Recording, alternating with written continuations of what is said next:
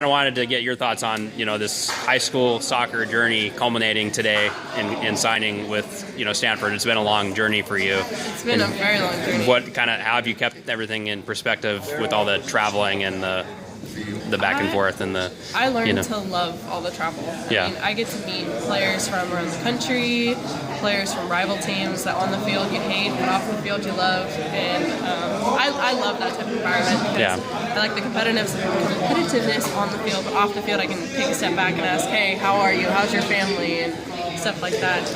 And with high school soccer, I was able to play 2 years, not the normal 4 years, 4 varsity letters, and all that. But I'm thankful for the 2 years that I played, especially my freshman year. I was really nervous coming in as a freshman and starting on varsity, and I was like, I don't know what to expect. There's so many people watching me, but I think that season is the one I'm most thankful for because the pressure that was put on me at such a young age, I think helped prepare me for high pressure situations that I was forced to be put in years after that. So, how has your perspective, of the world? Because a lot of the high school kids, they go to school, they don't get to travel as much as you have. So, what stories do you have from that?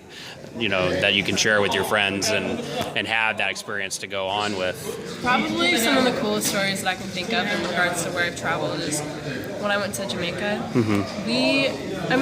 Traveling with the national team, you get treated like professionals. That treatment comes with a lot of responsibility as well. So we went out to a field in the middle. We don't even know where we're going. It was in the middle of some mountain. I don't know. The grass wasn't great, but when we were there, we were training. It was prior to our first game in World Cup qualifying. We looked across to the other side of the field where there was kind of just like a neighborhood field, and there was all these kids, neighborhood kids playing. They didn't even have a soccer ball. And what we got to do is we got to go take them actual soccer balls, Nike, really nice soccer balls, and just to see the look on their face, how a soccer ball changed not just their day, but that soccer ball they're going to be able to play with for years on end. And just to see how something as simple that I get to use every single day, that's a normal thing for me, and giving it to them, that was probably one of the coolest moments I've ever had traveling. Other than that, I've just been so thankful to meet amazing people and lifelong friends on that team that live across the U.S. and some of my closest friends at Stanford I met playing on the national team, and I'm so grateful that I was able to meet them prior to, because when I went on my official visit at Stanford, I was like, I know these people, they're my family, they're my friends, so I feel very comfortable already, even prior to going there. Well, talking to DeAndre, I know you don't like taking days off, but did you ever have any difficulty keeping up with the schoolwork and the life here back home?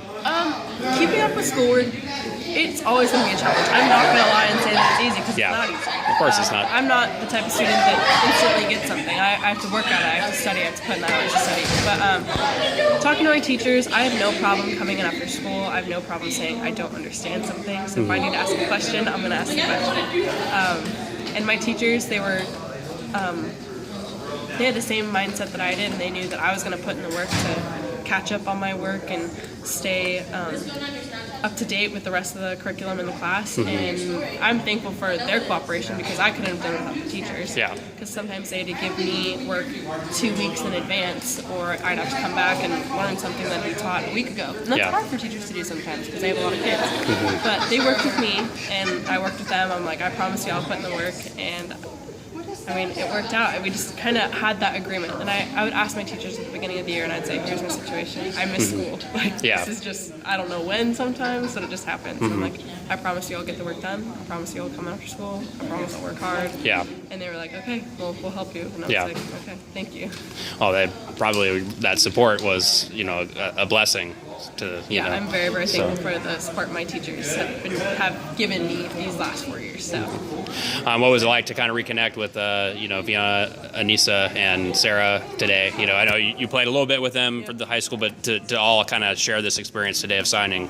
It's amazing. I've known Anissa for a very, very long time. I played with Anissa and Fiona and Sarah on my regular club team. So kind of all of us coming back together. We went our separate ways and played on separate teams, and now we're all back together, sitting in the same line. Yeah. It was really cool, and I'm like, wow, these girls they're going to go do some pretty incredible things. I'm proud of all of them because I mean it got hard sometimes. They stuck with it and they love that sport. And I saw you at a lot of games this year when you could make it. So were you proud of them for what they accomplished this year? So proud. It's really hard to get back to that Final Four, but it was good to see them do that. Oh, so. I know. I mean, congrats to them. That was such an amazing season, and it was cool to. I mean, hard to watch, but it was also really cool to be there when I could. If I didn't have practice or something, like I'm going to the game so I can watch my friends play. But I don't know. There's something cool about high school soccer. You get to play with your best friends. Because you don't always get to do that in the club or in other areas of soccer, but it was really cool.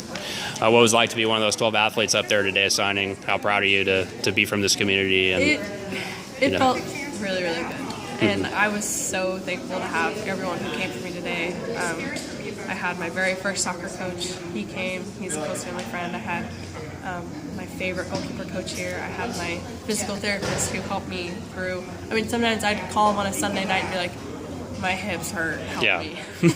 And he would let me come to his clinic and he'd do PT with me, and I was so thankful for that because I don't have time to be injured, obviously. Right. So thankful for that. I had my fitness coach here. It was just nice looking out in front of me, seeing so many people would support me along this way to reach this goal. And I felt happy that I got to thank them in front of people because I owe so much to them. And the people next to me. I mean, my friends and the other athletes up there, they've gone through the same exact stuff that I've gone through, and it was nice to give them gratitude and for us to give our parents and family and friends gratitude as well. So I asked Anissa and Fiona this, so I asked you too. What advice do you have for your the ones that you signed with today to make the most of these next 4 years in college? Because you've worked so hard to get here. What do you wish for them and for yourself?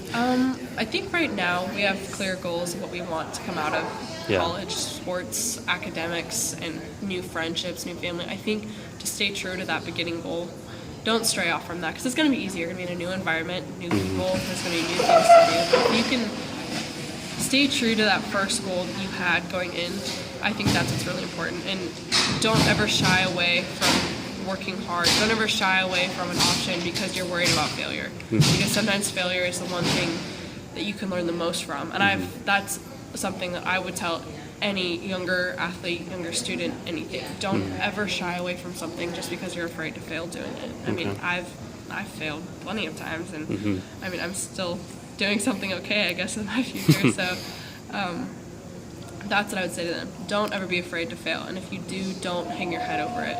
React properly so you can turn that failure into a learning experience for later options so you can do something great again, because they're all capable of greatness. They just got to mentally get through it. And I know they will.